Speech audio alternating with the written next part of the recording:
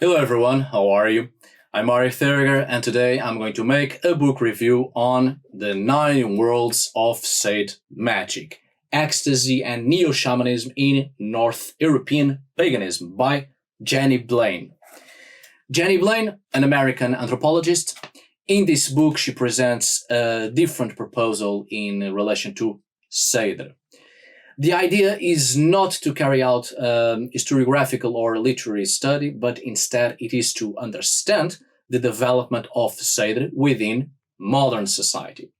Therefore, it is not a book that solely delves deeper, let's say, in the theme of Seidr in Scandinavian societies of the past, but rather to focus on the development of this practice and art in modern times, and its values and the relationship between modern Seidr and the original practice of the Middle Ages.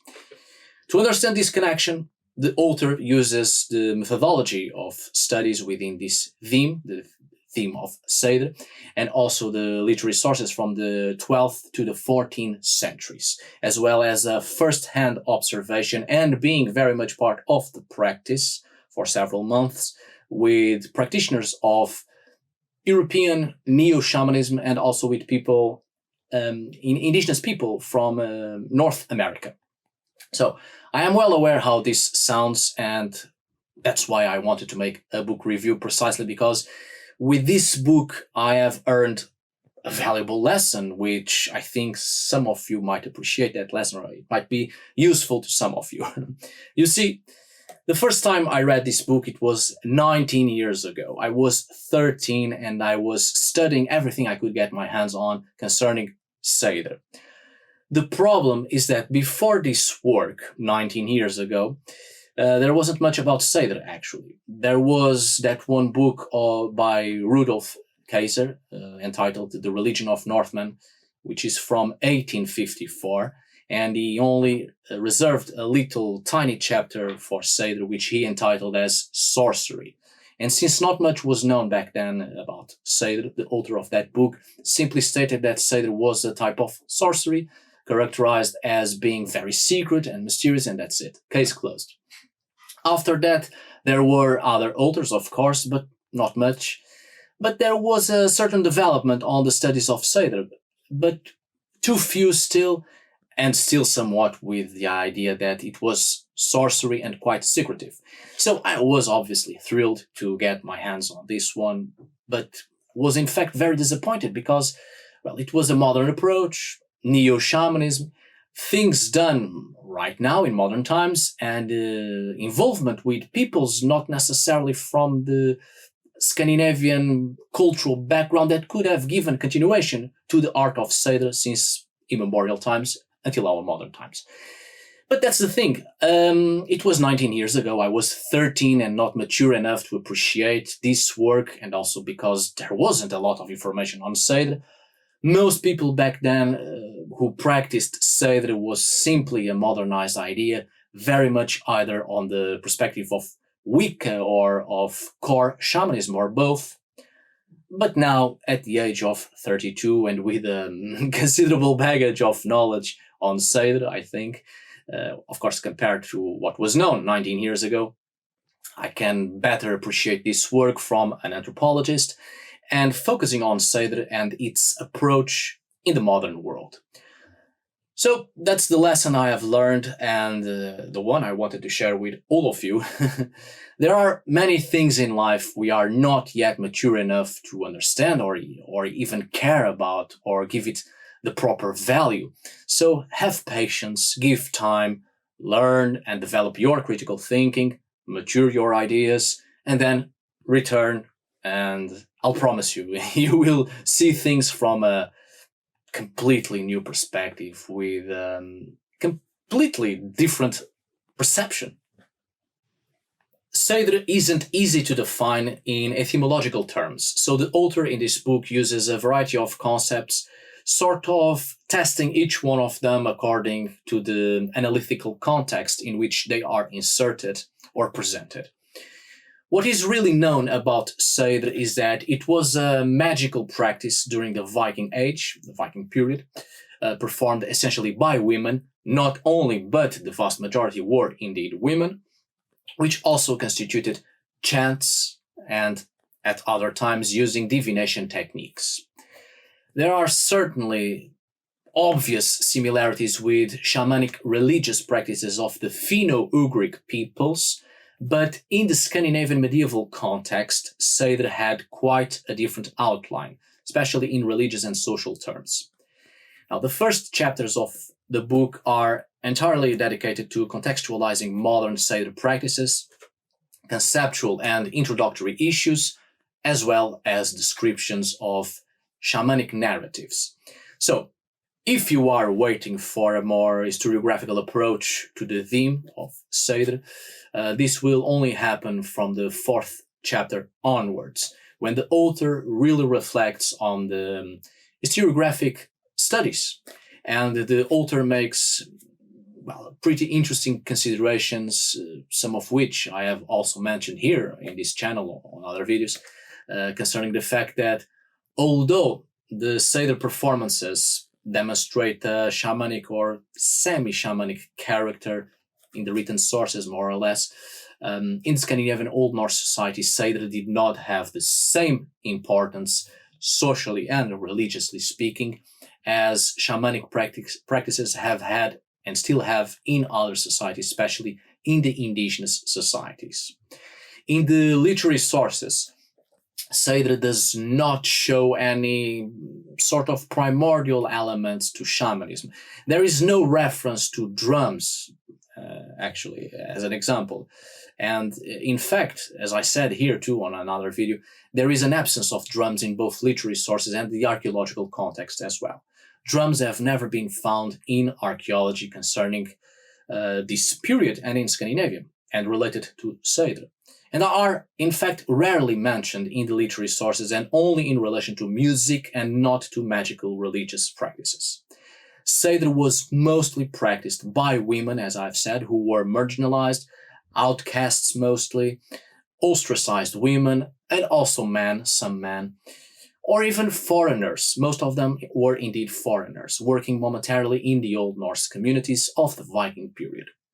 Now, by the end of this video, I'll have for you at least 4 videos that you might want to check concerning Seidr, and it may prove to be useful. Anyway, the social issues of Seidr are fundamental for the author because there are several terms in the literary sources to designate women who practice Seidr.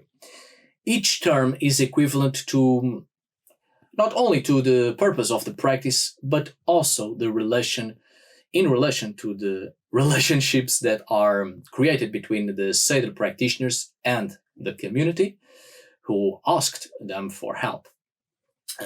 For instance, as an example, when the practice of Seidr involved divination or, let's say, prophecy, the woman practicing Seidr was named Spåkona, precisely woman divination, Spå divination, right?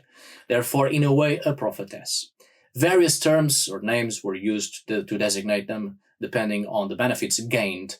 Women practicing Seidr in the Old Norse society were always viewed with fear and reverence as well, always as outcasts, and therefore female magic was quickly considered evil, maleficent, regardless of the social class of the practitioner, even before the arrival of Christianity in Northern Europe. For this reason, the author makes a point of talking about Seidr's social relations, right? Now, later on, the author talks about the controversial relationship between man and Seidr magic. Most sources, as you know it, literary sources, treat male practitioners of Seidr in a very pejorative way. And this was not only due to the change in the religious mentality or religious thinking due to Christianity, that indeed changed social relations a lot, but also because Seidr was already, in pre-Christian times, was already seen as something wrong, strange, and as evil magic, and to cause evil or harm. And so male practitioners were also ostracized and labeled by using some pejorative terms, precisely because Seidr was not seen as a good thing and these practitioners of Seidr would only be called upon when there was no other alternative. Many Seidr techniques are very similar to the indigenous religious practices of the Finno-Ugric peoples, and this is also a big reason why Seidr was not well accepted within the Old Norse society, because not only many Seidr practitioners were really foreigners to the Old Norse society, so from Finland and from Sapmi, right, in northern Scandinavia, but also the methods themselves of this practice were similar, very similar to the practices of these people outside the Old Norse society. So in the Old Norse society, at least in the written sources, they clearly represent xenophobia and racism, general intolerance towards the Finno-Ugric peoples. So Seidr was not totally welcomed in the Old Norse society and by the Old Norse people due to the pejorative thinking Old Norse society had towards and in relation to the native peoples who lived around them, mostly from Sapmi, right? So, regarding the historical context of male Seidr practitioners, I think it would be good to remember a curious episode in the Old Norse literature, which the author actually refers in this book. It's an important account in relation to Rognvald, son of the Norwegian king Haraldr Finehair Hørfagre, and his son, alongside 80 men, are all accused of practicing Seidr, and so they were burned alive.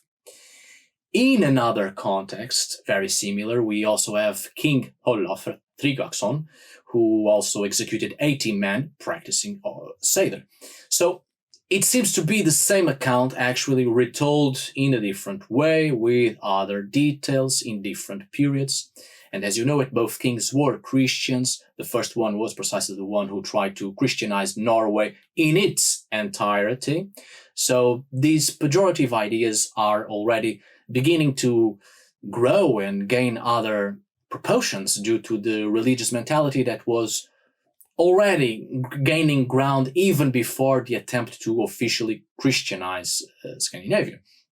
Since several religions had already arrived in Scandinavia since at least the 6th century in the case of Denmark, and the 8th century for Norway and Sweden, at least. So, in any case, in order to analyze these episodes and others, of course, the author uses the theory of the so-called third gender, men who would play both male and female roles in the Nordic society. Of course, in the last 19 years, the theory of the third gender has gained other propositions and other proportions as well, and there has been many changes in gender identification. So take this into account, because some approaches by the author 19 years ago for today's social standards, especially when it comes to gender identity, can be considered offensive. So take that into account. But the author has an interesting discussion about gender, which does not reside only in biological sex and is not solely confined to the binary opposition of collective roles, but rather in a notion of performance. What I mean is the activity of men said to be effeminate in the Nordic society, in the community, and the limits of their transgression concerning the fixed borders of social codes and laws concerning sexual behavior. So, it is also important to underline that the author deals with religious contexts from the cultural, anthropological point of view, which is very useful, focusing on the concept of religion as something that is always changing in society, is always evolving and developing, receiving external influences at the same time that it changes internally throughout history, throughout time. So this is important because many people, even to this day, even nowadays, refuse to accept that their own historical past was also highly influenced by external cultures. It has always been so. In reality, there is no such thing as a single culture or an original culture or a unique culture, because all cultures have had various influences, external influences throughout history. A culture is precisely that, the syncretism of cultures. The author also talks about internal religious conflicts in Old Norse society, of course, which is important. The case of the religions of the elite and non-elite belief systems, a direct conflict between the elite religious public displays dominated by the male gender and private magic and belief systems and even religion dominated by the female gender. Then, in terms of spaces further away from the centers of religious and political power, the picture is also quite different. Communities of farmers and landowners, where the tensions between the religiosity of the elite and the religiosity of the private domains were not so strong, and the beliefs were supported by the daily necessities. So it is also an important point to try to understand if the misogyny present in the literary sources, or rather the question remains concerning this misogyny very well present in the literary sources. Is it only an influence of the Christian period and religious mentality, or a direct reflection of pre-Christian Old Norse social thinking? It is really necessary to further investigate the variations in the forms of cults, social classes, gender, and sexuality, also to understand the panorama of Seidr. So having said this, having said all of this, and having read this again with a completely new perception after 19 years, with more maturity and more knowledge on the subject, I think that this book is still a very important reference for all those who want to better understand the role of magic and religion in the medieval Nordic cultural world. Alright, my dear friends, I hope you have enjoyed yet another book review. Thank you so much for watching. See you on the next video. And as always, tack för idag. Thanks for today.